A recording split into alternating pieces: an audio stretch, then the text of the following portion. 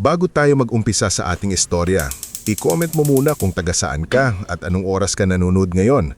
Malay mo, baka may kapareho kang gising pa rin sa ganitong oras, nakikinig sa isang kwentong hindi lang tungkol sa sakit, kundi tungkol din sa kung paano bumangon ang isang taong matagal nang itinuring na walang halaga ng sarili niyang pamilya.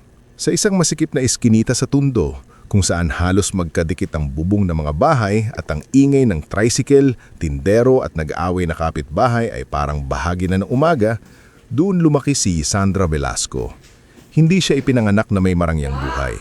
Ang bahay nila ay gawa sa pinagtagpi-tagping yero, kahoy at hollow blocks na hindi pa napipinturahan.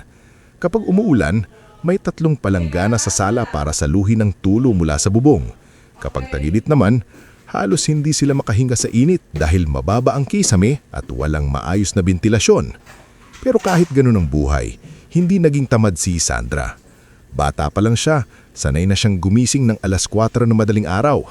Habang natutulog pa ang mga kapatid at magulang niya, siya na ang nag-iigib ng tubig, nagsasaing, naglalaban ng uniforme at nagwawalis sa maliit nilang bakuran. Sandra, bilisan mo nga dyan! Sigaw ng nanay niyang si Nerissa mula sa loob ng kwarto. Malilate na naman ang ate mo. Ayusin mo yung palda niya, lukot na lukot. Ma, nagsasayang pa po ako. Mahinang sagot ni Sandra habang hawak ang tabo at palayok. Ano ngayon? Mas importante ang pasok ng ate mo kaysa sa sinayang na yan.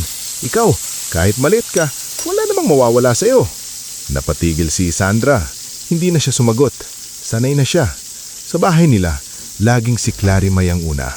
Si Clarimay ang maganda, si Clarimay ang matalino raw. Si Clarimay ang may kinabukasan. At siya ang anak na parang isinilang para magsilbi. Si Clarimay Velasco, ang nakatatandang kapatid ni Sandra, ay 2 taon ang tanda sa kanya.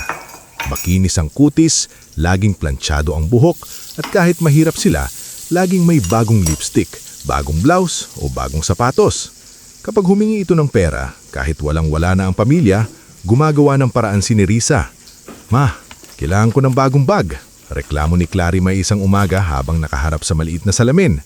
Nakakahiya sa school, luma na itong gamit ko. Napatigil si Rogelio, ang kanilang ama, habang nagkakape sa basag na tasa. Magkano naman? 2,000 lang naman. 2,000? Napatingin si Sandra mula sa lababo. Halos mabitawan niya ang plato. Tay, yung bayad po sa exam ko, 800 lang. Sabi ni Ma, bala pa raw. Hindi ikaw ang kausap, putol ni Nerissa sa kanya. At huwag mong ikumpara ang sarili mo sa ate mo. College na siya. Mas kailangan niya magmukhang presentable. Pero Ma, graduating na rin po ako sa senior high kapag hindi ako nakapagbayad. Ano bang akala mo sa sarili mo? Singal ni Nerissa. Kahit makatapos ka, saan ka pupulutin? Si Clarimay, may itsura, may dating, kaya niyang umasenso. Ikaw, matuto kang tumulong sa bahay. Tahimik na yumuko si Sandra.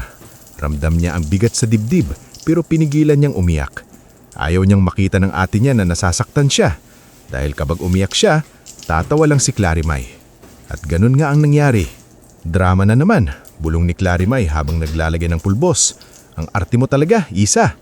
Kung gusto mo ng pera, magtrabaho ka. Hindi yung puro reklamo. Hindi sumagot si Sandra. Kinuha niya ang basang-basahan at itinuloy ang pagpupuna sa mesa. Sa isip niya, paulit-ulit niyang sinasabi sa sarili, konting piis lang, balang araw, aalis din ako rito. Balang araw, may buhay din ako. Pero sa bawat araw na lumilipas, parang lalong lumalayo ang pangarap niyang iyon. Pagkatapos niyang asikasuhin ang bahay, tumutulong si Sandra sa maliit na karinderya ni Aling Perla sa kanto. Hindi siya regular na empleyado, pero binibigyan siya ng matanda ng konting bayad at libreng ulam kapag marami ang benta. Anak, kumain ka muna. Sabi ni Aling Perla isang tanghali habang inilalagay sa plato ang konting munggo at pritong galunggong. Kanina ka pa tayo ng tayo diyan. Salamat po, Aling Perla. Nakangiti sabi ni Sandra kahit ramdam niyang nanghihina na siya. Tinitigan siya ng matanda. May problema ka na naman sa bahay? Iniling si Sandra. Wala po, ganun lang talaga sila. Hindi normal yung ganun nilang anak. Hindi porke pamilya mo sila, ibig sabihin tama lahat ng ginagawa nila sa iyo. Napatingin si Sandra sa plato. Kahit siguro mali, wala namang magagawa ako. Sila pa rin ang magulang ko. May magagawa ka. Mag-aral ka. Mag-ipon ka. Huwag mong hayaan na ikulong ka nila sa tingin nila sa iyo. Ang mga salitang iyon ang isa sa kakaunting nagbibigay lakas kay Isandra. Bukod kay Aling Perla, may ilan pang taong lihim na nakakakita sa sipag at lungkot niya. Isa na roon si Miko Santillan, kapitbahay nilang working student na nagdi-deliver ng mineral water sa umaga at nag-aaral sa gabi. Payat, kayumanggi at laging pawisan, pero may mabait na ngiti. Madalas niyang makita si Isandra na bitbit ang 2 timba ng tubig. "Ako na," sabi ni Miko isang umaga. Kinuha ang 1 timba mula sa kamay niya. "Huwag na, kaya ko," sagot ni Isandra. "Kaya mo nga, pero hindi ibig sabihin dapat lagi mong pasan lahat." Napangiti ng bahagya si Isandra. "Parang ang lalim naman noon. Natuto lang ako sa buhay," biro ni Miko. Saka sa mga taong masyadong mabait kahit inaapi. Hindi nakaimik si Isandra. Mabilis niyang iniwas ang tingin. Baka mahalata nitong natamaan siya. Mayroon ding si Tia Zenaida, kapatid ni Nerissa, na paminsan-minsang dumadalaw sa kanila. Hindi ito mayaman, pero mas malambot ang puso. Kapag nakikita niyang naglilinis si Isandra habang si Clarimay ay nakahilata lang, napapailing ito. "Nerissa," minsang sabi ni Tia Zenaida habang nasa kusina sila, "bakit parang lahat na lang si Isandra ang gumagawa?" "Masipag kasi yan," sagot ni Nerissa na parang wala lang. "Masipag o pinapabayaan ninyong siya ang mapagod?" Sumimangot si Nerissa. "Ate, huwag kang makialam. Alam ko ang pagpapalaki sa mga anak ko." "Kung alam mo, dapat alam mo ring anak mo rin si Isandra." Narinig iyon ni Isandra mula sa labas ng kusina. Saglit siyang napahinto. Hawak ang basket ng labahin. Parang may kung anong mainit na bagay ang dumampi sa puso niya.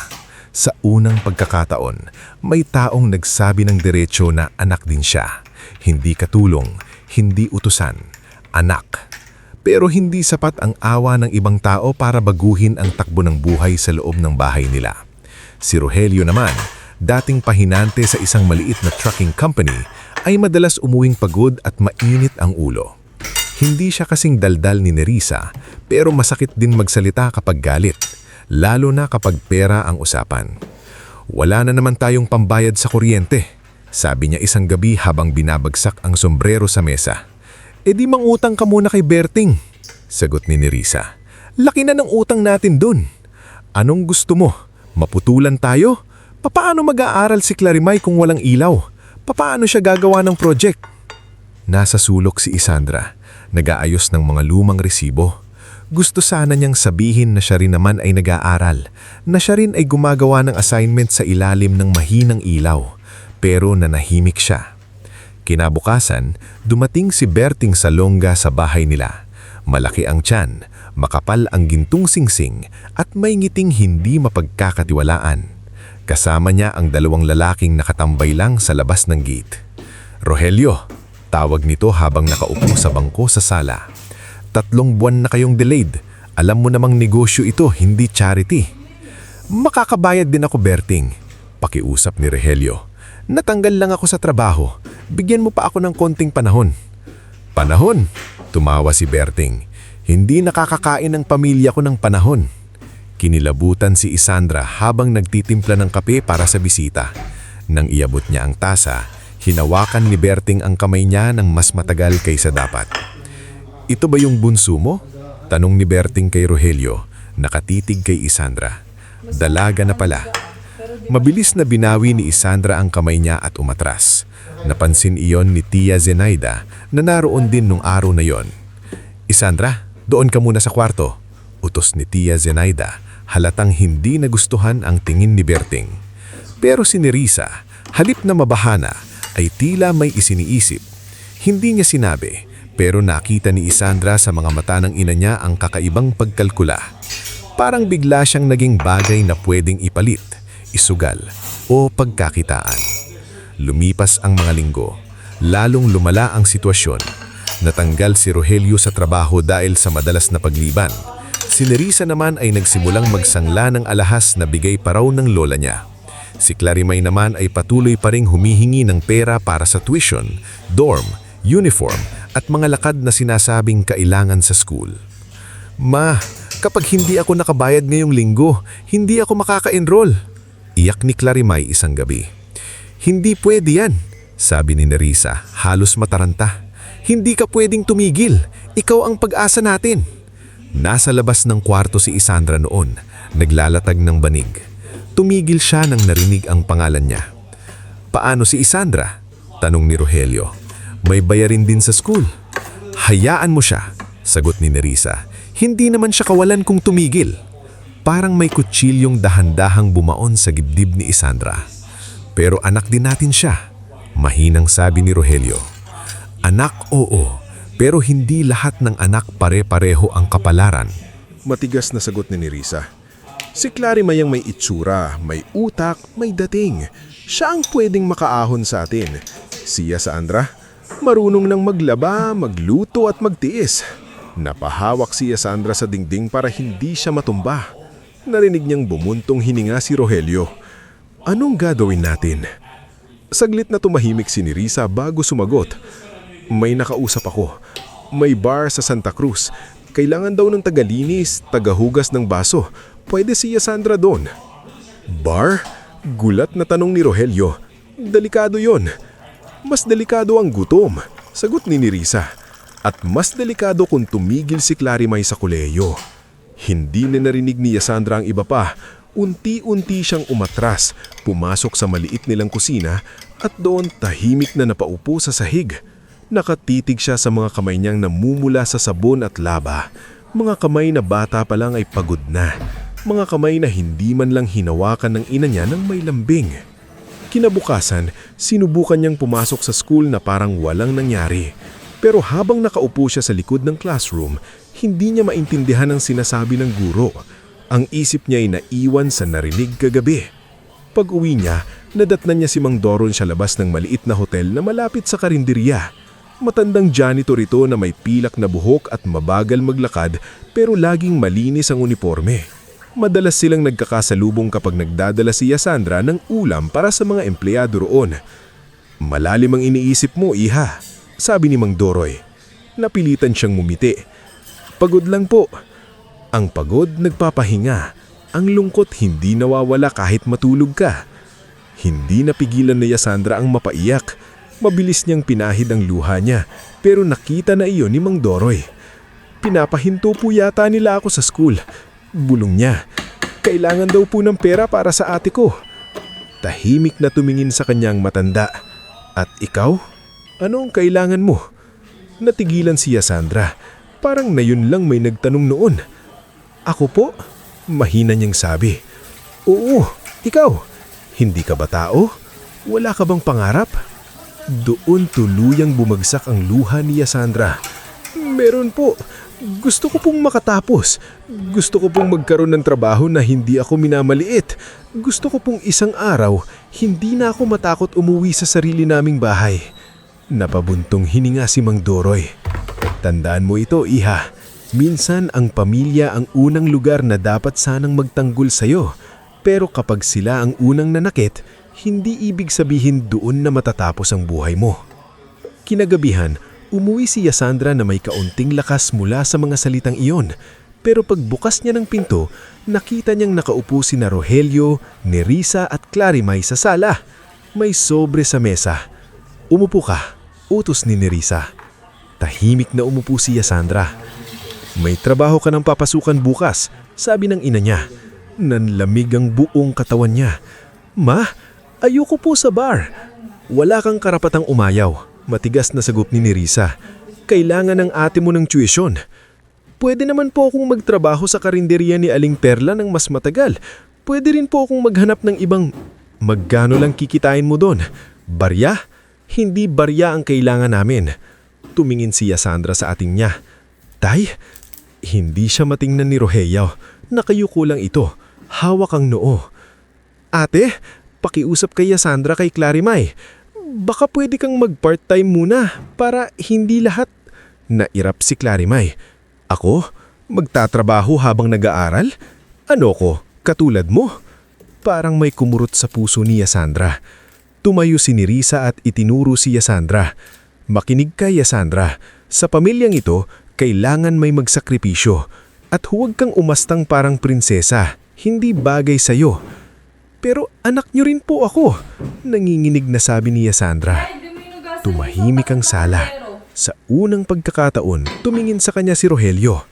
May awa sa mata nito, pero walang tapang. Si Nerissa naman ay ngumiti ng mapait.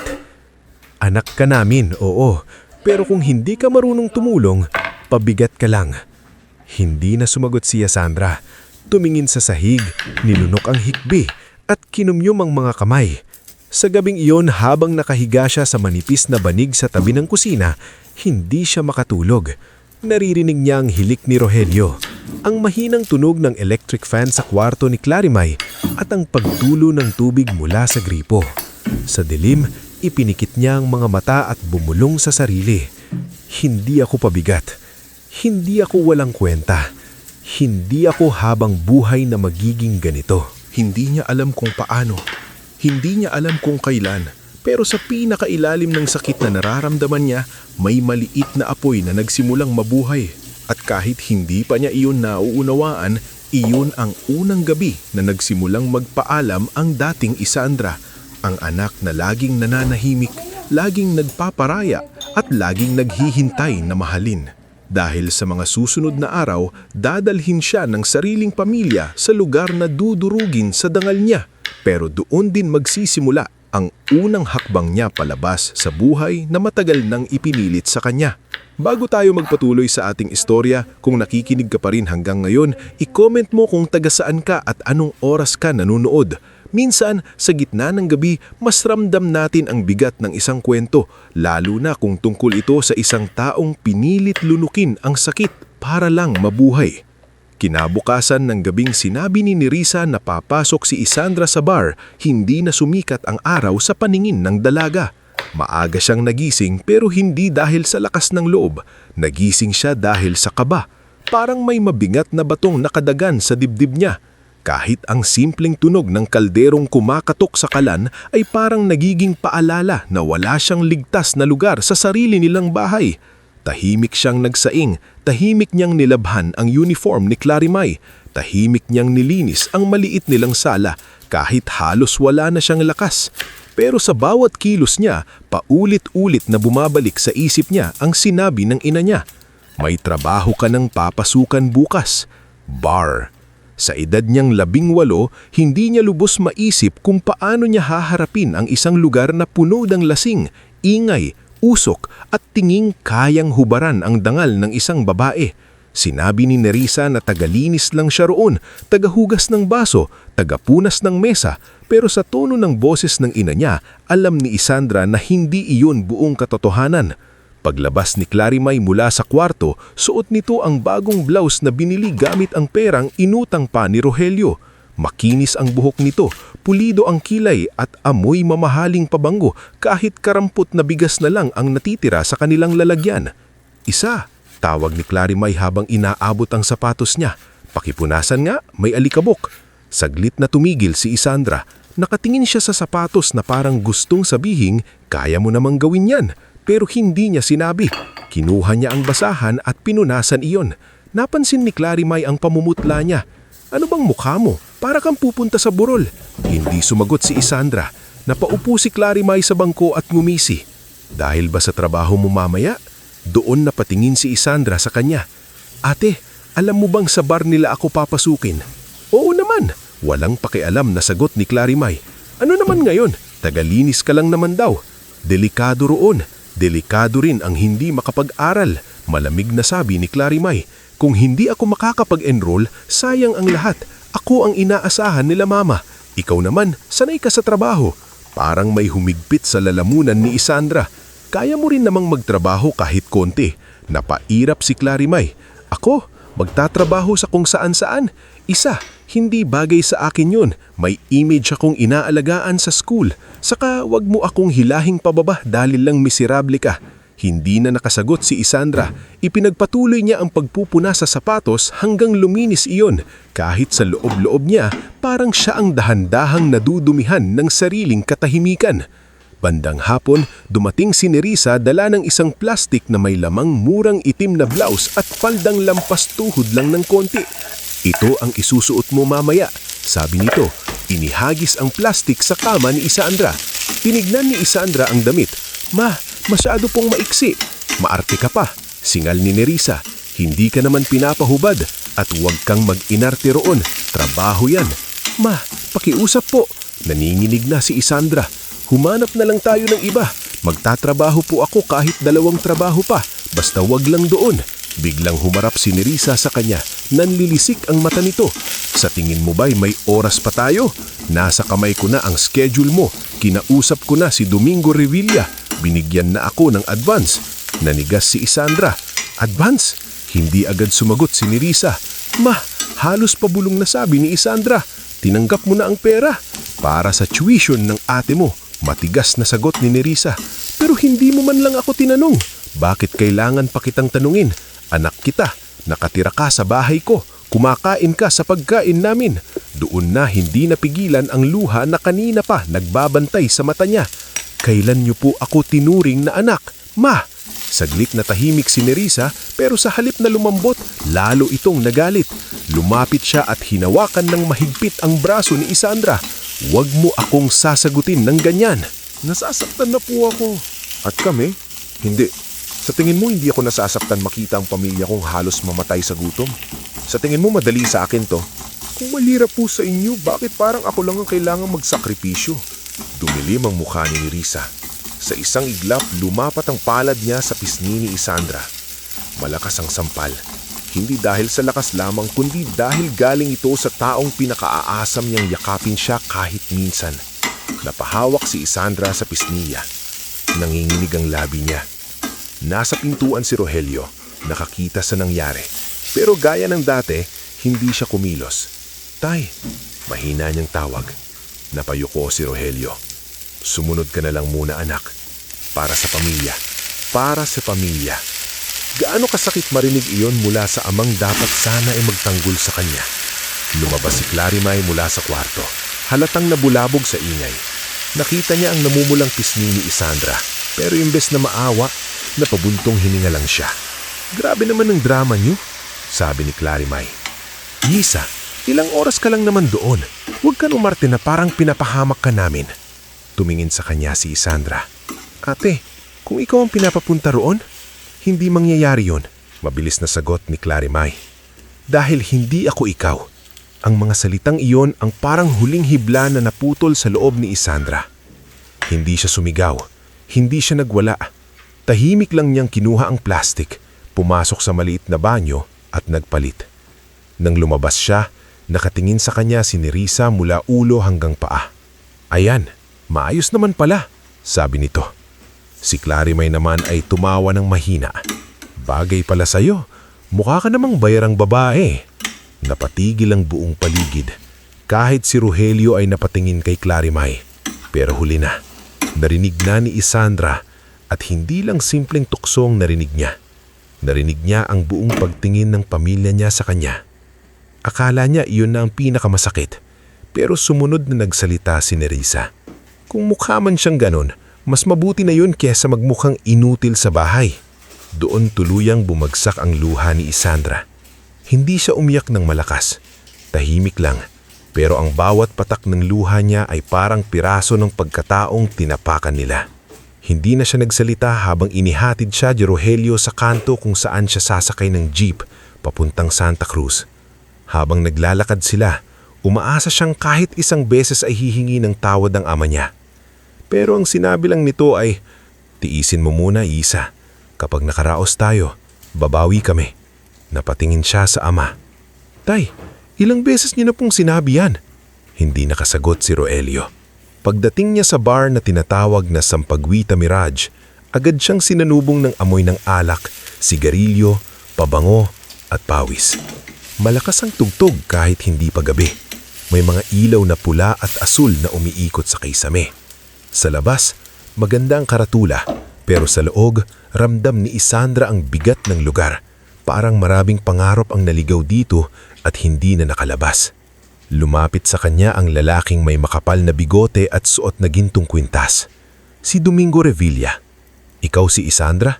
Tanong nito habang sinusuri siya mula ulo hanggang paa. Opo, mahinang sagot niya.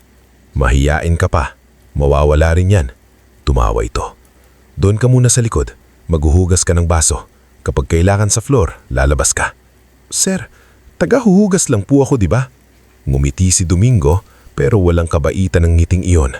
Sa umpisa, namlamig ang kamay ni Isandra. Sa likod ng bar, nakita niya ang isang babaeng nag-aayos ng tray ng baso. Morena ito, may pagod sa mata pero magaan ang boses nang kausapin siya. Bago ka? Tanong nito. Opo, ako si Luningning. Ning na lang. Huwag kang masyadong lalayo sa likod kapag hindi ka tinatawag. At kapag may lalaking nangulit sa'yo, tumingin ka agad kay Kaemong sa may pinto. Itinuro nito ang matandang security guard na nakatayo malapit sa entrance. Malaki ang katawan ni Kaemong pero maamo ang mata. Nang magtama ang tingin nila ni Isandra, bahagya itong tumango, parang sinasabing, nakita kita hiha. Salamat, bulong ni Isandra. Maya-maya, may isa pang babaeng pumasok sa likod. Mas matanda ito kay Ning, maayos magsalita at may dalang lumang libro sa bag. Rafaela Montesilio. Dati akong guro. Ngayon taga-inventory dito kapag gabi. Guro po kayo. Hindi napigilang itanong ni Isandra. Dati, malungkot nang umiti si Rafaela. Hindi lahat ng taong nasa ganitong lugar ay ginusto ito. Tandaan mo yan. Habang lumalalim ang gabi, naging mas maingay ang bar. Dumami ang lalaki. Dumami ang sigaw. Dumami ang basong kailangang hugasan. Ilang beses muntik bitawan ni Isandra ang tray dahil sa kaba. Isang lasing na lalaki ang lumapit sa kanya habang naglilinis ng mesa. Baguhan ka? Tanong nito, nakangising. Hindi sumagot si Isandra. Tinuloy niya ang pagpupunas. Hinawakan nito ang pulso niya. Suplada? Bago pa siya tuluyang kabahan, biglang lumitaw si Kaemong sa likod ng lalaki. Bitiw. Mahinang sabi nito, pero mabigat ang boses. Tumawa ang lalaki. Nagbibiro lang ako. Hindi siya natatawa. Bumitaw ang lalaki at padabog na umalis. Nanginginig si Isandra nang bumalik sa likod. Upo ka muna, sabi ni Ning. Inabutan siya ng tubig. Unang gabi mo pa lang. Huwag mong piliting maging bato. Doon muling tumulo ang luha ni Isandra. Hindi ko po ginusto ito. Lumapit si Rafaela at umupo sa tabi niya. Alam namin. Pamilya ko po ang nagdala sa akin dito. Tahimik sina Ning at Rafaela. Parang walang nagulat. Marahil dahil may kanikanya rin silang kwento ng pamilyang nagtulak, taong nang abandona, at buhay na hindi nagbigay ng pagpipilian. Kinuha ni Rafaela ang lumang notebook mula sa bag niya. Nag-aaral ka pa ba? Napatingin si Isandra. Gusto ko po, pero baka patigilin na nila ako. Anong grade? Senior high po, graduating sana. Inabot ni Rafaela ang notebook. Turin break mo, magbasa ka. Kapag kaya mo, tuturuan kita. May kilala rin akong nagbibigay ng exam review materials. Bakit niyo po ako tutulungan? Ngumiti ng malungkot si Rafaela. Dahil minsan, may tumulong din sa akin nung akala ko wala na akong mararating. Hindi man sapat para iligtas ako noon. Baka sapat para mailigtas ka ngayon. Kinabukasan, pagkatapos ng halos walang tulog na gabi, umuwi si Isandra ng mabigat ang katawan. May ilang baryang inabot sa kanya si Domingo bilang unang bayad. Kulang pa sa ipinangako kay Nerissa dahil kinaltasan daw sa advance. Pagdating niya sa bahay, sinalubong siya ni Nerissa. Magkano? Iyon agad ang tanong. Inabot ni Isandra ang pera. Ito lang daw po muna. Binilang ni Nerissa ang pera at sumingamot. Ito lang? Ano mang ginawa mo roon? Nagpaka-prinsesa. Nanatiling nakatayo si Isandra. Wala na siyang lakas makipagtalo. Si Clarimay na kumakain ng tinapay sa mesa ay nagtaas ng kilay. Baka kasi hindi mabenta ang itsura. Hindi na pumatol si Isandra. Sa halip, pumasok siya sa kusina, uminom ng tubig at hinawakan ng notebook na ibinikay ni Rafaela. Sa unang pahina, may nakasulat sa malinis na sulat kamay. Hindi dito nagtatapos ang buhay mo. Magsimula ka ulit, kahit paunti-unti. Nang gabing iyon, bago siya muling pumasok, dumaan muna siya sa maliit na hotel malapit sa karinderya. Naroon si Mang Duroy, nagpupunas ng salamin sa labi. Iha, tawag nito. Kumusta? Hindi na niya kailangang magsinungaling. Nakita na ni Mang Duroy ang pagod sa mukha niya. Masakit po, sagot ni Isandra. Pero may nakilala po akong mga taong tumulong sa akin. Tumanggo si Mang Duroy. Mabuti, dahil may sasabihin din ako sa iyo. Inabot nito ang isang maliit na papel. Nakalagay roon ang pangalan ng isang night scholarship program para sa hotel service at business basics. May kakilala ako sa opisina. Hindi madaling makapasok pero pwede kang mag-apply. Kung papalarin, May training ka, may allowance pa. Nanlaki ang mata ni Isandra. Totoo po? Oo, pero kailangan mong lumaban ng tahimik. Hindi sa sigawan, hindi sa paghihingati, sa pag-aaral, sa sipag, sa pag-alis sa lugar na gusto kang ikulong. Mahigpit na hinawakan ni Isandra ang papel. Sa unang pagkakataon matapos siyang ipahiya ng sariling pamilya, may munting liwanag na sumilip sa dibdib niya. Hindi pa tapos ang paghihirap. Kailangan pa rin niyang pumasok sa bar. Kailangan pa rin niyang tiisin ng masasakit na salita sa bahay. Kailangan pa rin niyang humarap sa mga gabing hindi niya pinili. Pero habang hawak niya ang notebook ni Rafaela at papel ni Mang Duroy, alam niyang may nagbago. Hindi na siya biktima ng desisyon ng iba. May lihim na siyang daan palabas. Bago tayo magpatuloy sa ating istorya, i-comment mo muna kung taga saan ka at anong oras ka nanonood ngayon. Sa puntong ito ng buhay ni Isandra, hindi pa siya panalo, hindi pa siya malaya at hindi pa siya ligtas sa sakit. Pero may isang bagay na nagbago. Hindi na siya umaasa na ililigtas siya ng mga taong paulit-ulit siyang itinutulak pababa. Natutuhan na niyang kahit paunti-unti, pwede pala siyang gumawa ng sariling daan palabas. Simula nang ibigay ni Mang Duroy ang papel tungkol sa Night Scholarship Program, naging mas maingat si Isandra sa bawat kilos niya. Hindi niya iyon sinabi kay Nerissa, Rogelio o Clarimay. Alam niyang kapag nalaman ng pamilya niya na may pagkakataon siyang makapag-aral ng libre at may allowance pa, baka pigilan sila o mas masahal, kunin ang allowance at sabihin na para pa rin iyon kay Clarimay. Kaya itinago niya ang papel sa loob ng lumang diksyonaryong hindi kailanmang binubuksan ng kahit sino sa bahay nila. Sa umaga, ginagawa pa rin niya ang mga gawaing bahay. Sa hapon, tumutulong siya sandali kay Aling Perla kung may oras.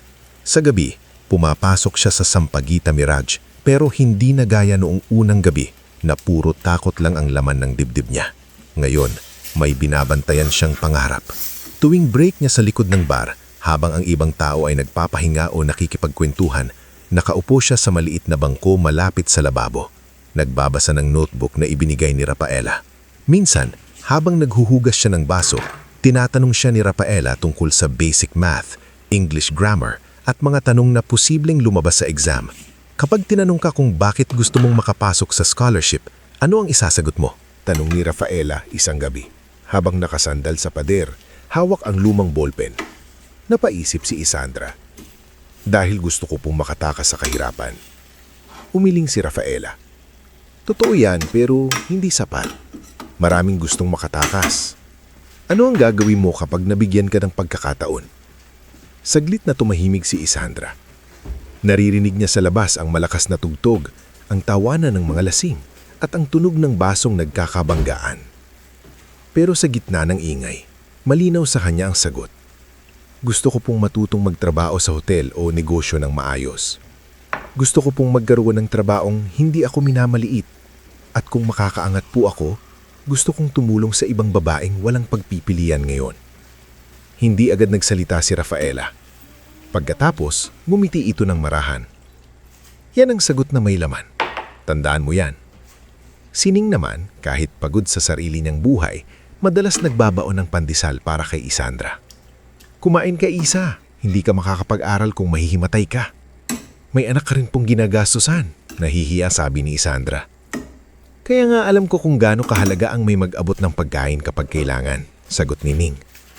Huwag kang mahiyang tumanggap habang bumabangon ka. Balang araw, ikaw naman ang mag-aabot sa iba. Sa tulong nila, nakapasa si Isandra sa unang screening ng scholarship. Nang araw na iyon, halos hindi siya makahinga sa saya. Pero hindi niya pwedeng ipakita sa bahay. Pag-uwi niya, nadatnan niya si Clarimay na nakahiga sa sofa, hawak ang cellphone at nakangiti habang may kausap. Babe, next week na lang ako magre-review. Stress ako sa bahay, sabi ni Clarimay sa telepono, malambing ang boses. Oo na Darian, miss na rin kita. Narinig ni Isandra ang pangalan. Ilang beses na niyang naririnig iyon mula sa ate niya. Si Darian Lazaro, ang mayamang nobyo ni Clarimay na madalas susunduin siya gamit ang kotse. Sabi ni Clarimay, anak daw ng negosyante at may sariling kondo. Ipinagmamalaki ito ni Nerissa sa mga kapitbahay na para bang kasal na agad ang anak niya sa yaman. Maganda ang kapalaran ni Clarimay, minsang sabi ni Nerissa kay Aling Bebang sa tapat ng tindahan. may nanliligaw na anak mayaman.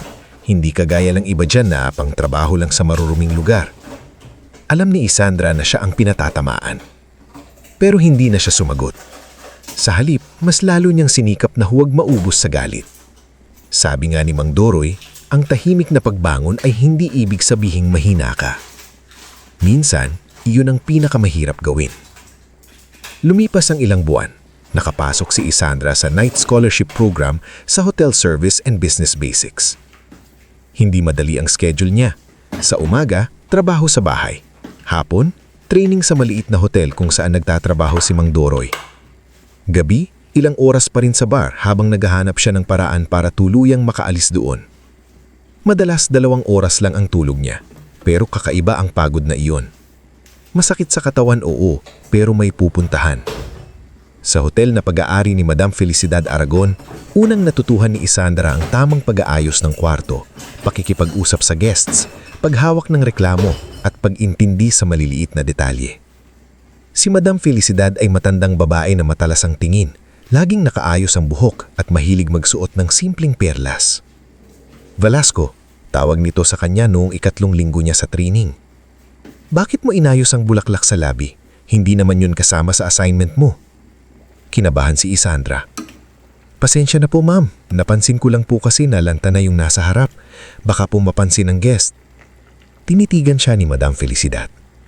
Hindi kita pinagagalitan, tinatanong ko kung bakit mo napansin. Siguro po kasi kapag maliit na bagay ang napapabayaan, nararamdaman din ng tao kahit hindi nila masabi.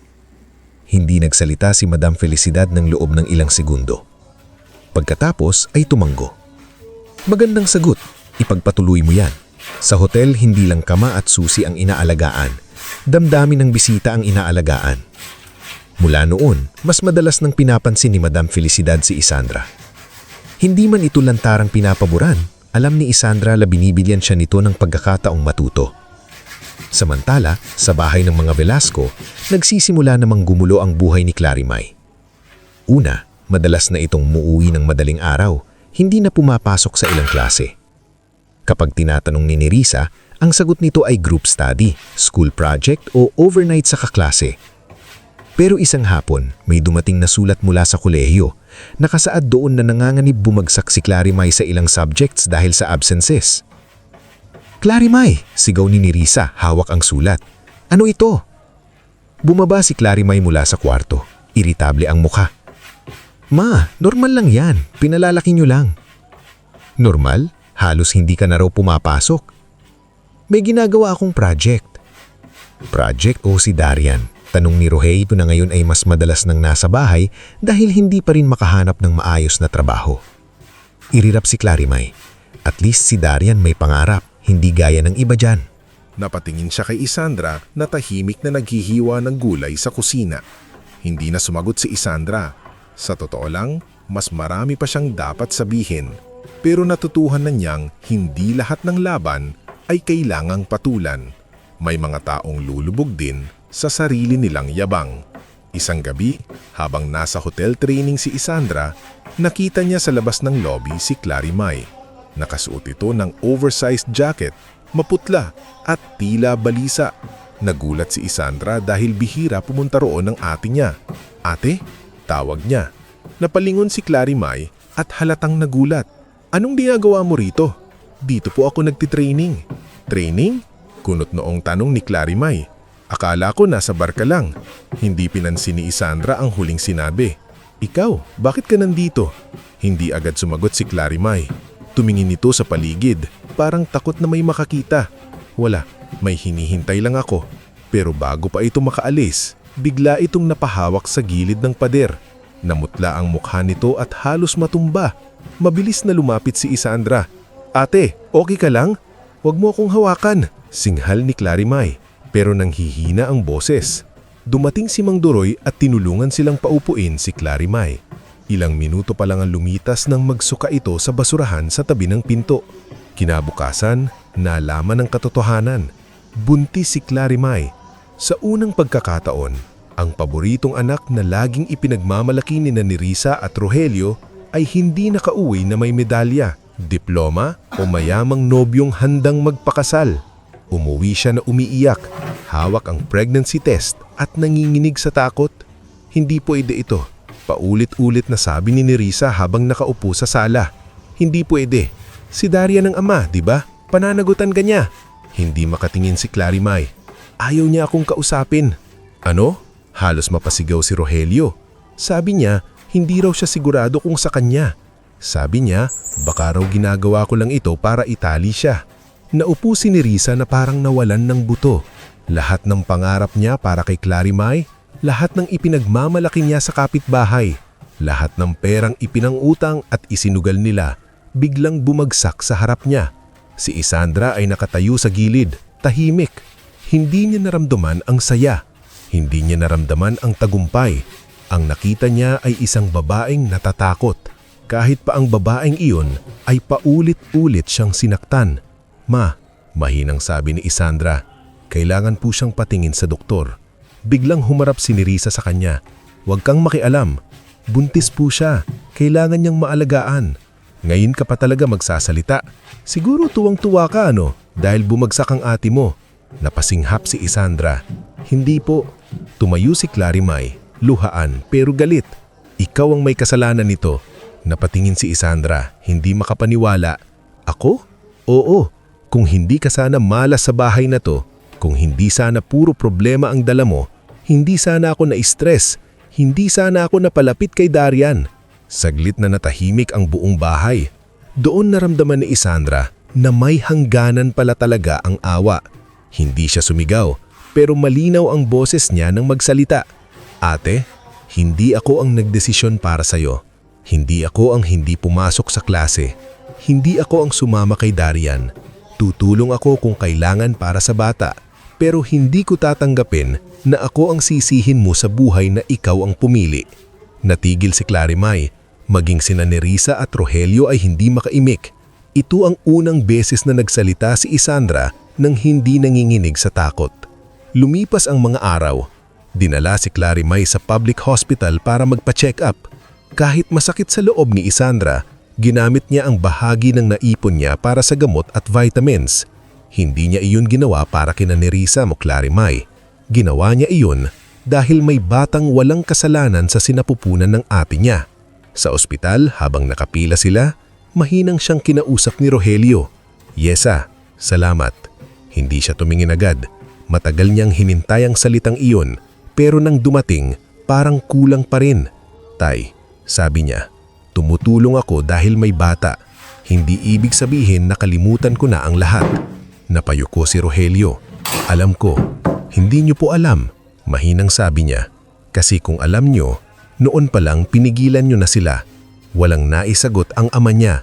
Sa hotel naman, mas lalo pang nagsikap si Isandra. Isang hapon, may nangyaring hindi inaasahan. Nahuli niya ang isang junior staff na si Lando na kumukuha ng sobrang bayad sa guest at hindi inilalagay sa resibo. Nanginginig ang lalaki nang makita siya. Yesa, pakiusap. May sakit ang anak ko. Ibabalik ko rin. Alam ni Isandra na mali ang ginawa nito. Pero nakita rin niya ang takot na minsan ay nakita niya sa sarili. Hindi niya ito kinonsente. Dinala niya si Lando Madam Felicidad, pero hiniling niyang pakinggan muna ang dahilan bago tanggalin. Hindi tama ang ginawa mo, Lando. Pero kung magsasabi ka ng totoo ngayon, baka may paraan para maitama mo pa ang mali. Naroon sa labi noon si Sebastian Alcuaz, isang tahimik na investor na bumibisita sa hotel para sa posibleng partnership. Nakita niya ang buong pangyayari. Matangkad, simple manamit at hindi palangiti, pero mapagmasid ang mga mata. Matapos ang usapan, pinayagan ni Madam Felicidad si Lando na manatili sa trabaho kapalit ng salary deduction at mahigpit na probation. Nang umalis si Lando na umiiyak sa pasasalamat, lumapit si Sebastian kay Isandra. Madali sana siyang ipatanggal, sabi nito. Opo, sagot ni Isandra. Pero hindi po lahat ng nagkamali ay masamang tao agad. Kailangan lang pong managot. Tumingin si Sebastian sa kanya ng mas matagal. Ilang taon ka na? 18 po. At ganyan ka na mag-isip. Nahiya si Isandra. Marami lang po sigurong nangyari. Tumanggo si Sebastian. Minsan, Ang taong maraming dinaanan ang mas marunong mag-ingat sa dangal ng iba. Hindi alam ni Isandra kung ano ang isasagot. Pero sa araw na iyon, may panibagong taong nakapansin sa kanya. Hindi dahil sa itsura, hindi dahil sa awa, kundi dahil sa prinsipyo niya. Ilang linggo pa ang lumipas, tuluyan nang nakalaya si Isandra sa trabaho sa bar. Tinulungan siya ni Rafaela na makahanap ng mas maayos na rakit bilang part-time laundry assistant sa hotel. Si Ning naman ay niyakap siya ng huling gabi niya sa Sampaguita Mirage. "Umalis ka na rito at huwag ka nang lilingon," sabi ni Ning, pinipigil ang luha. "Pero kapag nakaangat ka na, huwag mo kaming kakalimutan." Niyakap siya ni Isandra. "Hindi po, kayo ang dahilan kaya hindi ako tuluyang nawasak." Si Kain-mong naman ay nag-abot sa kanya ng maliit na rosaryo. "Para may hawak ka kapag natatakot ka." "Salamat po," sabi ni Isandra. At si Rafaela, bago siya umalis ay nagbigay ng bagong notebook. "Punan mo ito ng plano, hindi na puro luha."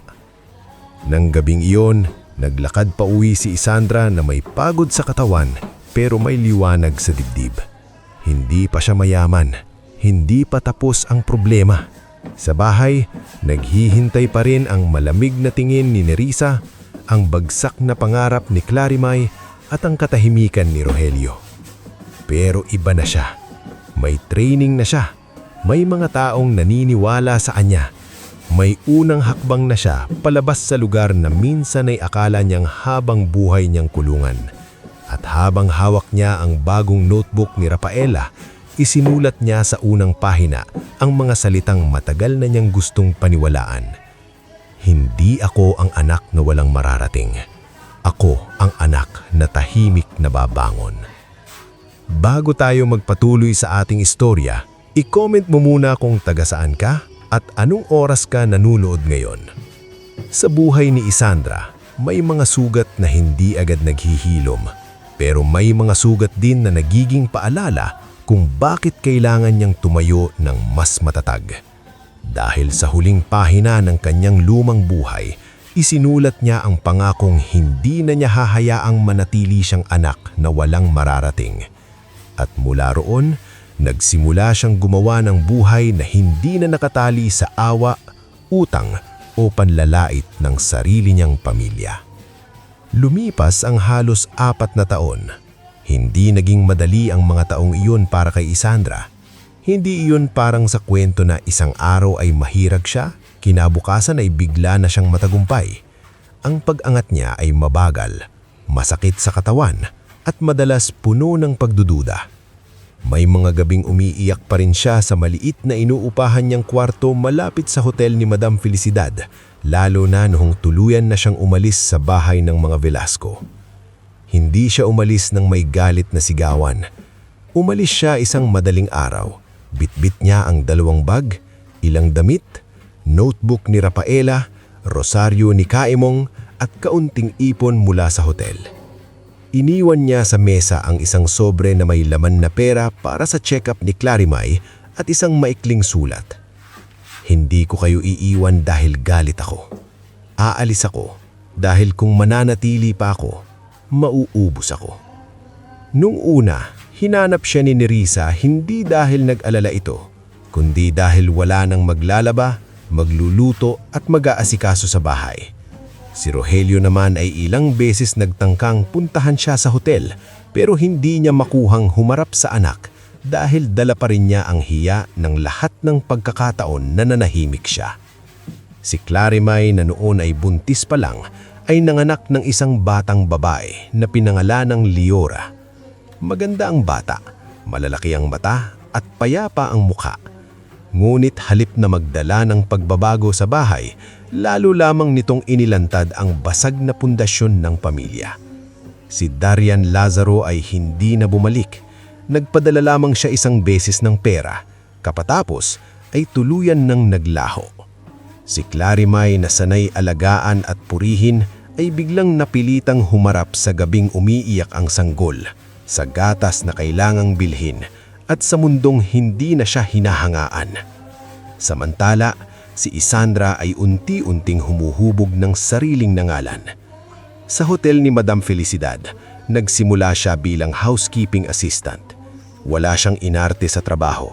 Nilinis niya ang mga banyo, inayos ang kama, nagpalit ng kumot, nagdala ng bagahe, at tinanggap ang mga reklamo na minsan ay hindi makatarungan. Pero habang ginagawa niya iyon, pinag-aaralan niya ang lahat. Kung paano kausapin ang guests, kung paano makipag-usap sa suppliers, kung paano basahin ang resibo, kung paano ayusin ang schedule ng staff, at kung paano panatilihing maayos ang serbisyo kahit may kulang na tao o may biglang problema. Isang umaga, pumasok sa lobby si Madam Felicidad habang abala ang lahat dahil may malaking booking mula sa isang corporate group. Ang front desk staff ay nagkamali ng bilang ng rooms, ang kitchen ay kulang ng almusal, at may guest na galit dahil nawawala raw ang reservation niya. Nasaan ang supervisor?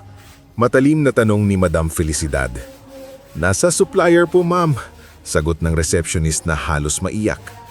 Bago pa lumala ang gulo, lumapit si Sandra sa guest at mahinahong nagsalita. Sir, pasensya na po sa abala. Habang chinecheck po namin ang reservation, maaari po muna kayong maupo sa lounge. Papadalhan ko po kayo ng kape at mainit na pandesal. Ako po mismo ang mag-aasikaso. Kanino pa ako naghihintay? Galit na sabi ng lalaki. Opo sir, kaya hindi ko na po dadagdagan ng dahilan. Solusyon na po ang ibibigay ko.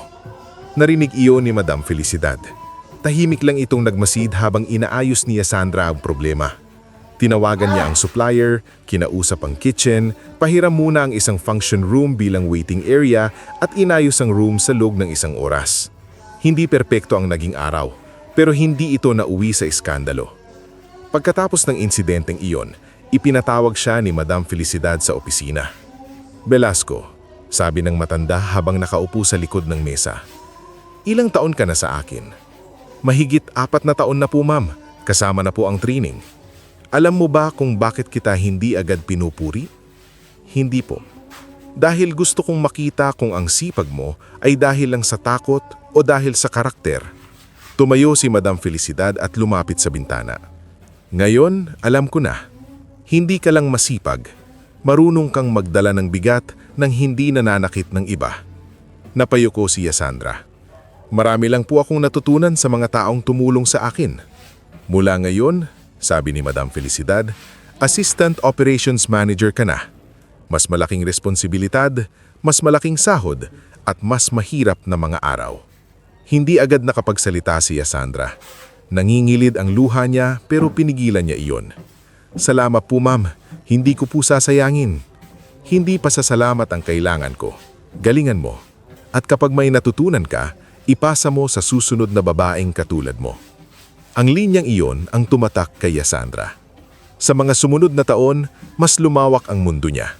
Si Sebastian Alquaz, na noon ay tahimik na investor na nakapansin sa kanyang prinsipyo, ay patuloy na bumalik sa hotel.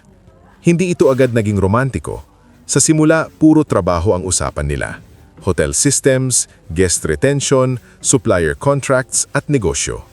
Ngulit sa bawat pagpupulong, lalo nitong nakikita na hindi lamang basta empleyado si Sandra. May puso siyang marunong makinig at isip na marunong magplano. Isang gabi, matapos ang mahabang meeting, nakita ni Sebastian si Sandra sa likod ng hotel. Nag-aabot ng packed dinner sa ilang contractual workers na nalake ang sahod dahil sa accounting delay. Hindi mo obligasyon yan, sabi ni Sebastian. Napalingon si Sandra. Alam ko po, pero ginagawa mo pa rin. Dati po kasi may mga taong nag-abot din sa akin kahit hindi nila obligasyon. Matagal siyang tinignan ni Sebastian. May plano ka bang manatiling empleyado habang buhay? Napangiti si Sandra ng mahina. Dati po, ang pangarap ko lang ay magkaroon ng trabahong hindi ako minamaliit. At ngayon, tumingin siya sa maliit na kusina ng hotel kung saan abala ang mga staff na nag-aayos ng tirang pagkain. Ngayon po, gusto kong gumawa ng lugar kung saan ang mga taong minamaliit ay matututong tumayo. Doon unang nabuo ang ideya ng Hiraya Table. Hindi ito nagsimula sa malaking negosyo. Nagsimula ito sa 10 packed breakfast para sa guests ng hotel na maagang aalis papuntang airport. Si Pax Mercado, Isang dating street vendor na mahusay magluto ng longganisa, adobo flakes at sinanggag ang una niyang kinuha. Nakilala niya si Pac sa palengke habang nakikibagtalo ito sa supplier dahil kulang ang sukli. Nang matikman nitong lutong aros kaldo, alam niyang may talento ito. "Hindi ako chef, ma'am," sabi ni Pax, nahihiyang kinakamot ang batok. "Hindi pa," sagot ni Sandra. "Pero kung gusto mong matuto, tutulungan kita." Sumunod niyang kinuha si Odelia Fuentes, istriktong accountant na dati ay nawalan ng trabaho dahil tumangging pumirma sa peking resibo ng dating amo. Adnas o madalas ang nakasimangot at laging may hawak na kalkulador. "Kung magtatayo ka ng negosyo, Sandra," sabi ni Odelia sa unang meeting nila, "huwag mong puro puso. Maraming negosyong may puso ang nalugi dahil walang numero. E di ikaw ang bahala sa numero at ikaw ang bahala sa sobrang bait mo. Babantayan kita para hindi ka maabuso." Naging bahagi rin ng maliit na team si Jorlan Cerezo, isang delivery rider na laging maaga at hindi kailanman nagsisinungaling sa oras kahit traffic. Sa simula, siya lang ang naghahatid gamit ang lumang motor. Kaulanan, siya ang naging logistics head dahil kabisado niya ang ruta, panahon at ugali ng kliyente. At si Bianca Sullivan, na dating spoiled client na minsang nagreklamo dahil hindi raw sapat ang garnish sa event, ay unti-unting naging kaibigan ni Sandra nang makita nitong kung paano personal na inayos ng dalaga ang problema nang hindi nawawala ang respeto. Si Bianca, na may koneksyon sa corporate events, ang nagbukas ng pinto para makapasok ang Hiraya table sa mas malalaking kliyente. "Alam mo, Sandra," sabi ni Bianca isang araw, "dati, akala ko service people are just service people." Napatingin si Isandra sa kanya. Napahiya si Bianca. "Sorry, mali yun. Nakita ko sa'yo na likod ng bawat maayos na event, may taong hindi natulog, hindi kumain sa oras at hindi sumuko. Gusto kong tumulong." Hindi agad lumago ang Hiraya table. May mga araw na palpak ang delivery. May kliyenteng hindi nagbayad sa tamang oras. May supplier na nandaya sa kilo ng karne. May event na muntik masira dahil nawala ng kuryente sa venue. Pero sa bawat problema, hindi umatras si Isandra. Ginamit niya ang natutunan niya sa hotel. Huwag magpanik, unahin ang tao, ayusin ang sistema, at matuto pagkatapos. Habang umaangat si Isandra, lalo namang lumulubog ang dati niyang tahanan. Si Rogelio ay nagkasakit dahil sa bisyo, pagod at matagal na pagpapabaya sa katawan. Madalas siyang hingalin kahit maikling lakad lang. Si Nerissa na dating palaging matalas ang dila ay nauubusan na ng alahas at gamit na maisasamila.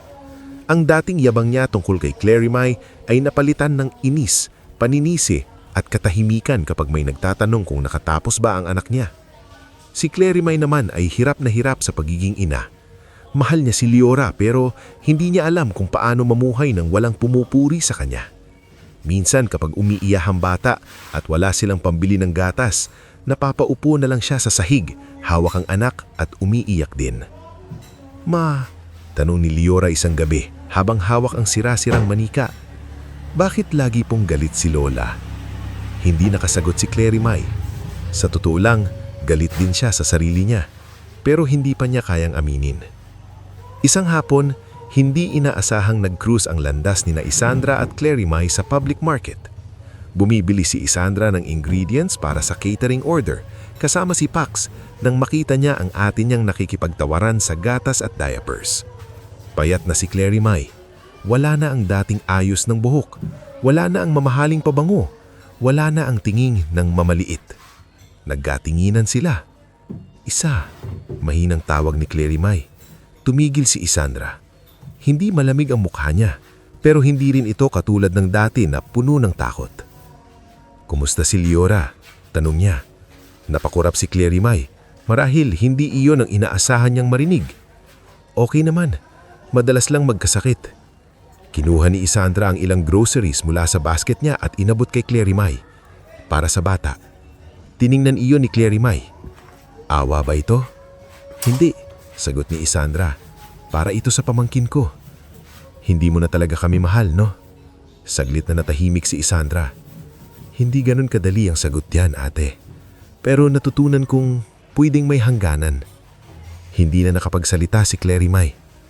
Habang papalayo si Isandra, ramdam niyang hindi pa rin sarado ang sugat pero hindi na iyon dumudigo gaya ng dati. Ang pinakamalaking hakbang ni Isandra ay dumating nang inalok sa kanya ni Sebastian at Madam Felicidad ang pagkakataong bilhin ang lumang gusali ng Sampaguita Mirage. Nagsara na ang bar matapos masangkot si Domingo Rivera sa kaso ng illegal recruitment at pang-aabuso sa ilang empleyado. Ang lugar na minsang naging bangungot ni Isandra ay abandonado na. Madilim, marumi at puno ng alaalang ayaw niyang balikan. Nang unang pumasok si Isandra sa loob kasama sila Sebastian, Odelia, Rafaela, Ning at Kaemong, nanlambot ang tuhod niya. Nandoon pa rin sa isip niya ang unang gabing hinawakan ng lasing ang pulso niya.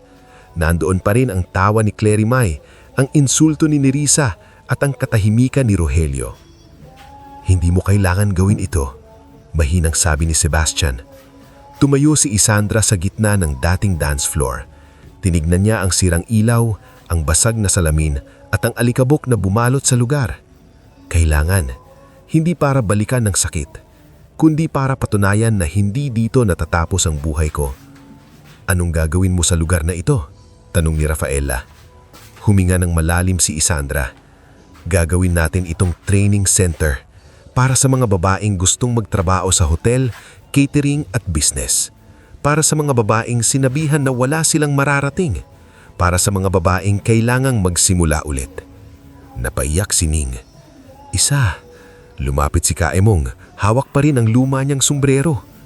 "Kung kailangan mo ng guard, libre ako sa unang buwan." Natawa si Isandra habang umiiyak. "Hindi libre, babayaran ko kayo ng tama." Si Odelia naman ay nagpahid ng luha pero nagkunwaring iritable. "Bago tayo umiyak lahat, pag-usapan muna natin ang budget dahil kung training center ito, kailangan natin ng permit, renovation cost, payroll at emergency fund." Nagtawanan sila, pero sa tawanan na yon, may bagong simula. Makalipas ang ilang buwan, unti-unting nagbago ang dating bar. Tinanggal ang pulang ilaw, pinalitan ng amoy ng alak ng amoy ng bagong pintura, kape at nilulutong tinapay. Ang dating entablado ay naging maliit na lecture area. Ang dating counter ng alak ay naging training kitchen. Ang dating madilim na hallway ay nilagyan ng maliwanag na bintana. Sa harap ng gusali, inilagay ang karatula, Hiraya Center, para sa babaeng muling magsisimula. Noong araw ng pagbubukas, hindi engranding ribbon cutting ang ginawa ni Isandra. Imbes, pinapasok niya ang unang 10 trainee. Mga babaeng may iba't ibang kwento ng pag-iwan, pang-aabuso, kahirapan, at pangarap na muntik ng mamatay.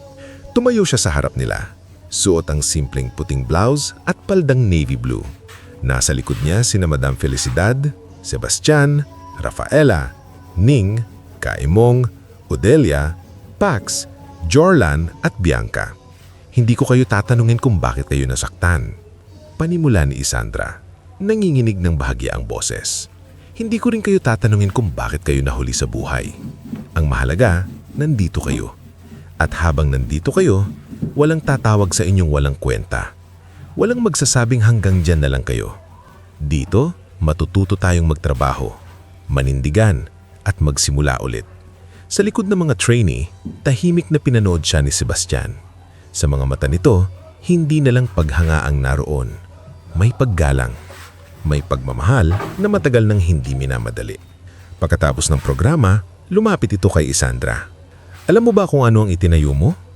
tanong ni Sebastian. "Training center," sagot niya. Umiling ito. "Hindi lang. Itinayo mo ang lugar na sana meron ka noon." Napatingin si Isandra sa loob ng gusali. Sa dating lugar kung saan halos madurog ang pagkatao niya, may mga babaeng ngayon ay natututong humawak ng kutsilyo sa kusina, mag-ayos ng mesa, magsulat ng resume, at tumingin sa salamin nang hindi nahihiya. Doon niya naramdaman na may mga sugat na hindi man tuluyang nawawala. Pwede palang maging pundasyon.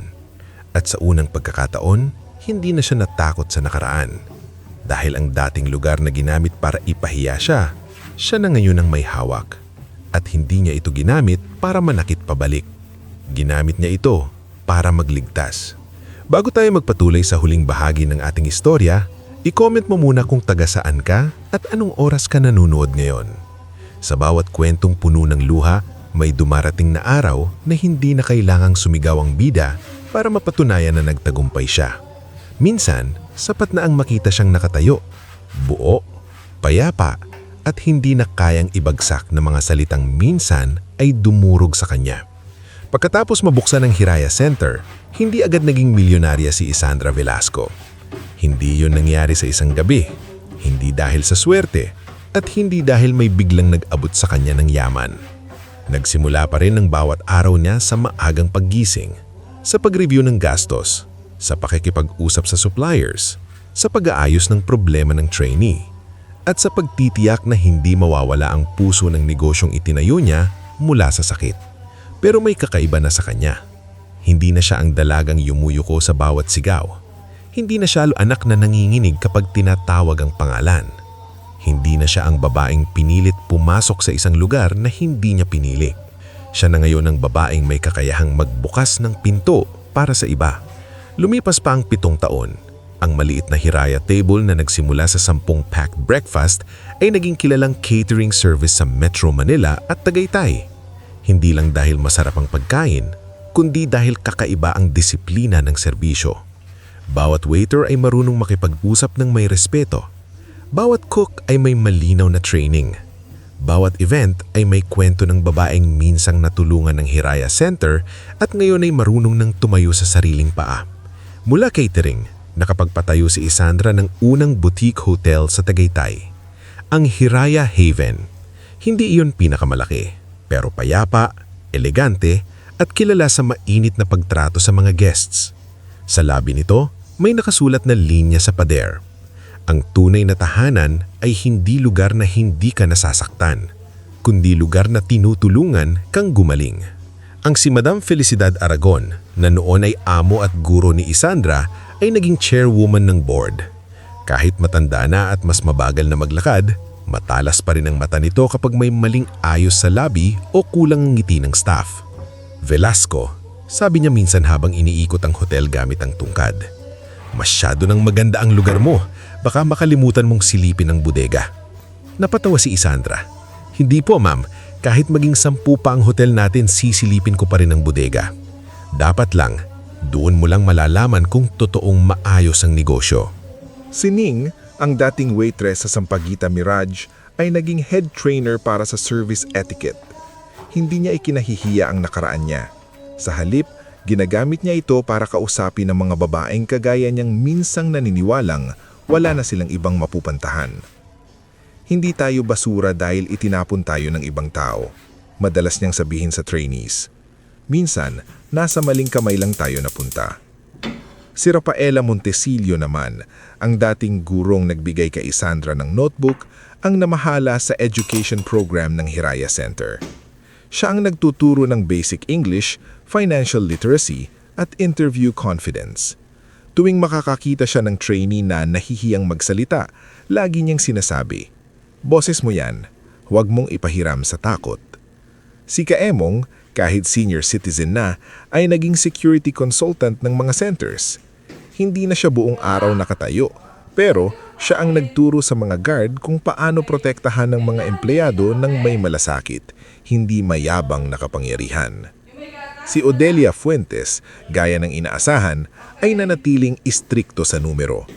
Siya ang dahilan kung bakit hindi basta-basta nalulugi ang mga proyekto ni Isandra. Si Pax Mercado naman, ang dating sous chef at may sariling training kitchen. Si Jorlan Cerezo ay humawak ng logistics fleet na dating nagsimula sa isang lumang motor. At si Bianca Sullivan, ang dating spoiled client na naging kaibigan, ang nagdala ng Hiraya sa mundo ng corporate partnerships at social enterprise grants. Sa gitna ng lahat ng paglawak na iyon, si Sebastian Alcuaz ay nanatili sa tabi ni Isandra. Hindi siya ang lalaking nagigtas sa dalaga. Hindi rin siya ang dahilan ng pagyaman nito. Iyon ang mahalaga kay Isandra. Hindi niya kailangan ng lalaking gagawing tagapagligtas ang sarili. Ang kailangan niya ay taong marunong tumabi habang siya mismo ang nagtatayo ng buhay niya. Isang gabi, sa rooftop ng Hiraya Haven, habang tanaw ang malamig na ilaw ng Tagaytay, lumuhod si Sebastian sa harap niya. "Isandra, sabi nito. Hawak ang simpleng singsing na may maliit na perlas. Hindi kita mamahalin dahil kailangan mo ako. Mamahalin kita dahil pinili kitang samahan sa buhay na kaya mo nang buuin kahit wala ako. Pero kung papayag ka, gusto kong maging tahanan mo, hindi kulungan. Tahimik na umiyak si Isandra. Hindi iyon iyak ng takot. Iyon ay iyak ng isang taong sa wakas ay minamahal ng hindi pinapaliit. Oo, sagot niya. Pero pangako mo kapag nakalimutan kong magpahinga, papaalalahanan mo ako. Ngumiti si Sebastian, araw-araw. At tinupad niya iyon. Nagpakasal sila ng simple sa garden ng Hiraya Haven. Naroon sina Madam Felicidad, Ning, Rafaela, Kaemong, Odelia, Pax, Jorlan, Bianca at mga babaeng nagtapos ng unang batch ng Hiraya Center. Walang labis na pagpapakita ng yaman, walang engranding yabang. Puno lamang ng bulaklak, liwanag, musika at mga taong naging pamilya niya hindi dahil sa dugo, kundi dahil sa piniling malasakit. Hindi inimbitahan ni Isandra ang pamilyang Velasco. Hindi dahil nais niyang gantihan sila, kundi dahil sa araw na iyon, gusto niyang walang takot sa puso niya. Samantala, sa Tondo, tuluyan ng bumagsak ang bahay ng mga Velasco. Hindi ang literal na bahay lamang, kundi ang pamilyang matagal nang nabubuhay sa paninisi. Si Rogelio ay lalong nanghina. May iniindang sakit sa baga at puso at dahil sa matagal na pagpapabaya, kailangan na niyang regular na gamot. Si Nerissa ay hindi na kasing tapang magsalita sa harap ng kapitbahay. Ang dating babaeng laging ipinagmamalaki si Clarimay ay naging tahimik tuwing may nagtatanong kung nasaan na si Isandra. Si Clarimay naman ay nagbago, pero hindi biglaan. Matagal siyang nakulong sa inggit. Tuwing nakikita niya sa social media ang balita tungkol sa Hiraya Haven at Hiraya Center, may parte ng puso niyang naiinggit, may parte ring nahihiya. Minsan, tinanong siya ni Liora na ngayon ay 10 taong gulang na at matalinong bata. Mama, kamag-anak ba natin si Ma'am Isandra? Natigilan si Clarimay. Oo, tita mo yun. Bakit hindi natin siya nakikita? Hindi makasagot si Clarimay. Paano niya ipapaliwanag sa anak nitong tita niyang hinahangaan ng marami ay minsang tinawag niyang walang mararating? Paano niya ipapaliwanag na nung kailangan ni Isandra ng kakampi, isa siya sa mga unang tumawa? Isang gabi, nang mawalan sila ng kuryente at wala nang pambili ng gamot si Rogelio, nagdesisyon si Nerissa. Pupunta tayo kay Isandra, sabi nito. Umiling si Clarimay. Ma, hindi ganun kadali. Anak ko siya, may karapatan akong humingi ng tulong. Doon unang lumaban si Clarimay sa ina. Karapatan? Ma, kailan mo siya tinuring na anak nung kailangan niya? Napahunto si Nerissa. Pinagsisisihan ko na. Dahil wala na tayong pera o dahil talagang nagsisisi ka? Hindi nakasagot si Nerissa. Kinabukasan, pumunta sila sa Tagaytay. Hindi sila sanay sa layo at lamig ng lugar. Bit-bit ni Rogelio ang maliit na bag niyang gamot. Si Nerissa ay suot ang luma niyang bestida na minsan ay pangsimba. Si Clarimay ay hawak ang kamay ni Liora na tahimik na nakatingin sa paligid. Nang makarating sila sa malaking gate ng mansyon ni Isandra, napahinto silang lahat. Hindi iyon palasyong mayabang. Malawak ang bakuran, may puno ng nara at ilang-ilang. May malinis na driveway at sa dulo ay isang malaking bahay na may puting pader at malalaking bintana. Sa gilid, tanaw ang bahagi ng training garden kung saan may mga kabataang babae na nag-aaral mag-ayos ng mesa para sa events. Dito nakatira si Tita Isandra? Inosenteng tanong ni Liora. Tumanggo si Clarimay, halos hindi makapagsalita. Lumapit sila sa guardhouse. Si Kaemong mismo ang naroon. Mas matanda na pero agad nakilala sina Nerissa at Rogelio. Hindi nagbago ang tingin niya. Mahinahon pero may lalim. Kailangan naming makausap si Isandra, sabi ni Nerissa. Pilit na matatag ang boses. Tinignan siya ni Kaemong. May appointment po ba kayo? Ako ang nanay niya. Tahimik si Kaemong ng ilang segundo. Alam ko po. Parang sinampal si Nerissa sa simpleng sagot na iyon. Hindi sila agad pinapasok, Pinaupo sila sa waiting area sa labas ng gate, may lilim at upuan. Hindi sila pinahiya, pero hindi rin sila tinuring na may espesyal na karapatan. Doon, araw-araw silang bumalik sa loob ng 3 araw. Sa unang araw, puno ng reklamo si Nerissa. Sa ikalawa, tahimik na si Rogelio. Sa ikatlo, si Clarimay na ang lumapit kay Kaemong. "Pakiusap po," sabi niya, nanginginilid ang luha. "Sabuhin niyo sa kanya na hindi kami nandito para manggulo. Kailangan lang po ng gamot ni Papa. At kailangan ko rin pong humingi ng tawad." Nang hapon ding iyon, lumabas si Isandra. Suot niya ang simpleng cream dress, nakatali ang buhok. Walang labis na alahas maliban sa singsing na bigay ni Sebastian. Sa tabi niya si Sebastian, tahimik ngulit naroon bilang suporta. Nang makita siya ni Nerissa, bigla itong napaiyak. "Anak!" Napahinto si Isandra sa salitang iyon. Ilang taon niyang hinintay na tawagin siyang anak ng may lambing. Ngunit ngayong dulaping na, hindi na niya ito hinahabol gaya noon. "Ma," mahinahong bati niya. "Tay." "Ate." Si Rogelio ang unang lumapit, nang inginig ang tuhod. "Yisa, patawarin mo ako. Dapat pinprotektahan kita." Tumulo ang luha ni Isandra, pero nanatili siyang nakatayo. "Opo, tay. Dapat po." Napayuko si Rogelio, umiiyak. "Alam ko." Si Nerissa naman ay humakbang palapit, pero hindi siya agad niyakap ni Isandra. Napansin iyon ng ina niya at napahinto. "Anak, nagkamali ako. Hindi ko alam kung paano babawi." Matagal na tinitigan ni Isandra ang ina. Hindi niya nakalimutan ng sampal. Hindi niya nakalimutan ng damit na ipinahubog sa kanya para magtrabaho sa bar. Hindi niya nakalimutan ang linyang, "Mukha ka namang bayarang babae." Pero hindi na rin siya alipin ng alaala. "Hindi lahat nababawi, ma," sabi ni Isandra. "May mga bagay na katob na basag, kahit ayusin hindi na katulad ng dati." Humagulgol si Nerissa. "Pero hindi ibig sabihin wala nang pwedeng ayusin," dagdag ni Isandra. "Hindi ko na kayang ibalik ang dati.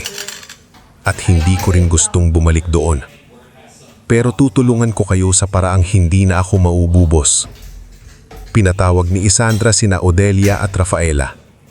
Inayos niya ang malinaw na tulong, hindi walang hanggan at hindi basta pamimigay ng pera. Si Rogelio ay ipapasok sa charity medical program ng Hiraya Foundation at bibigyan ng gamot habang sumusulod sa check-up.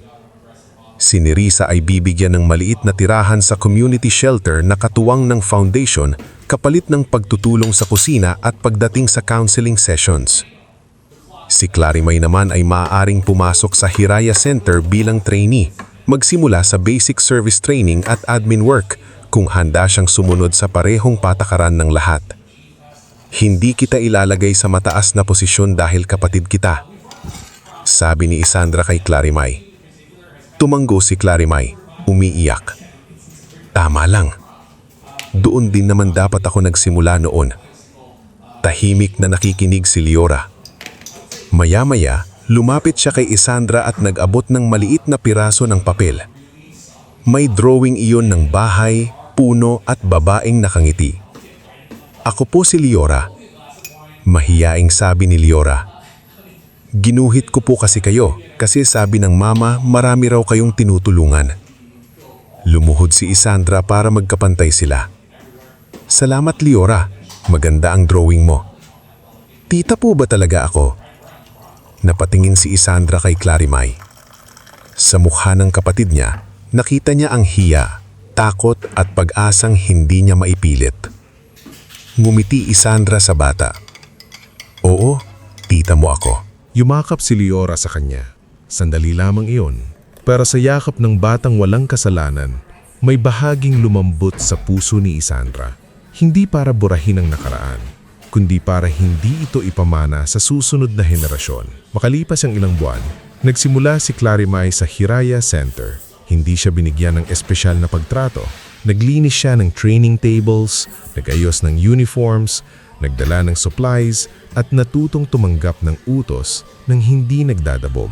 Sa una, mahirap para sa kanya. May mga gabing umiiyak siya dahil ramdam niyang ngayon lang niya nauunawaan ang pagod na pinasa ni Isandra noon. Isang gabi, nadatnan siya ni Isandra sa training kitchen, mag-isang naghuhugas ng mga tray. "Pagod ka na?" tanong ni Isandra. Napalingon si Clarimay. "Oo, pero kaya ko pa." Tumayo sa tabi niya si Isandra. "Ganyan din ako dati. Pero walang nagtatanong kung pagod na ako." Napahinto si Clarimay. "Isa, patawarin mo ako. Hindi ko alam kung paano ko nasikmurang tawanan ka noon. Inggit ako. Takot ako. Akala ko kapag ikaw ang pinababa, mas tataas ako." "Hindi ako makakapagpanggap na hindi masakit," sagot ni Isandra. "Alam ko. At hindi ko hiniini na maging tayo ulit gaya ng dati. Kasi hindi naman tayo naging maayos noon. Gusto kong makita ni Liora na pwedeng umamin sa mali. Na hindi niya kailangang maging katulad ko." Matagal na tahimik si Isandra.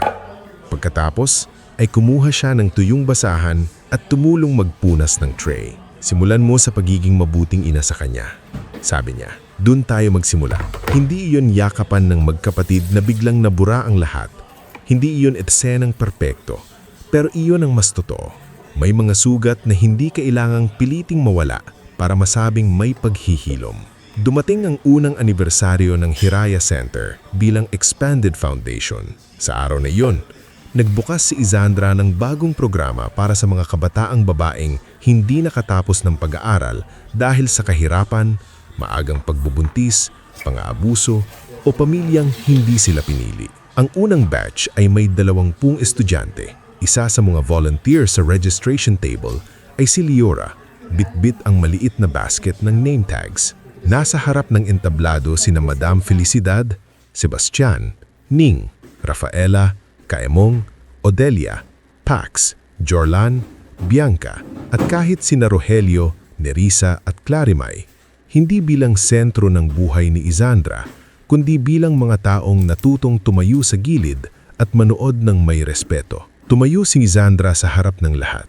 Maraming taon ang lumipas bago ko natutunang hindi pala kailangang sirain ang nanakit sa atin para masabing nakabangon tayo. Minsan, ang pinakamalaking tagumpay ay ang hindi nating pagpapayag na maging katulad nila. Ang Hiraya ay hindi itinayo para ipamukha sa mundo na nagtagumpay ako. Itinayo ito para sa bawat taong minsang sinabihan na wala siyang mararating. Tumigil siya sandali. Nakita niya si Nerissa na tahimik na umiiyak. Nakita niya si Rogelio na nakayuko. Nakita niya si Clarimay na hawak ang kamay ni Liora. Kung may natutunan ako, pagpapatuloy ni Isandra, ito iyon.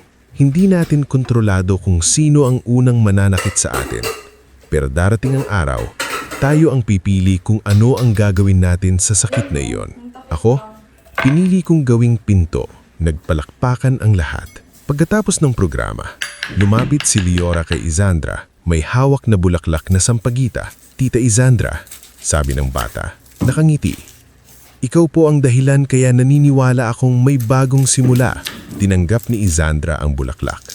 Sa simpleng amoy ng sampagita, naalala niya ang dating bar na may pangalang Sampaguita Mirage, ang lugar na minsang ginamit para sirain siya. Ngayon, ang bulaklak na iyon ay hindi na paalala ng dilim. Paalala na ito ng pagbangon. Sa huling tagpo ng kwento, nakatayo si Isandra sa harap ng Hiraya Center habang unti-unting lumulubog ang araw. Sa tabi niya si Sebastian, hawak ang kamay niya. Sa loob ng gusali, nagtatawanan ng mga trainees. Sa kusina, nagtuturo si Pax. Sa classroom, naririnig ang boses ni Rafaela. Sa gate, nakaupo si Kaemong, nakangiti habang pinapanood ang mga batang papasok. At sa di kalayuan, nakita ni Isandra si Nerissa na tumutulong maghain ng merienda sa mga estudyante, si Rogelio na mahinahon nakikipag-usap sa counselor, at si Clarimay na tinuturuan si Liora kung paano ayusin ang name tags. Hindi naging perpekto ang pamilya nila. Hindi na bumalik sa dati, at marahil mabuti na rin yon dahil ang dati ay puno ng sugat.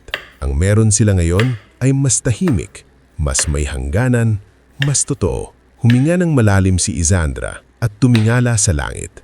Sa wakas, Hindi na niya kailangang patunayan sa kahit sino na may halaga siya dahil ang buhay na itinayo niya, ang mga taong natulungan niya at ang kapayapaan na nasa puso niya ang naging sagot sa lahat ng minsang nagsabing wala siyang mararating. At doon nagtapos ang kwento ni Isandra Velasco, hindi sa paghihingganti, kundi sa tagumpay na may dangal, hangganan at tunay na kalayaan.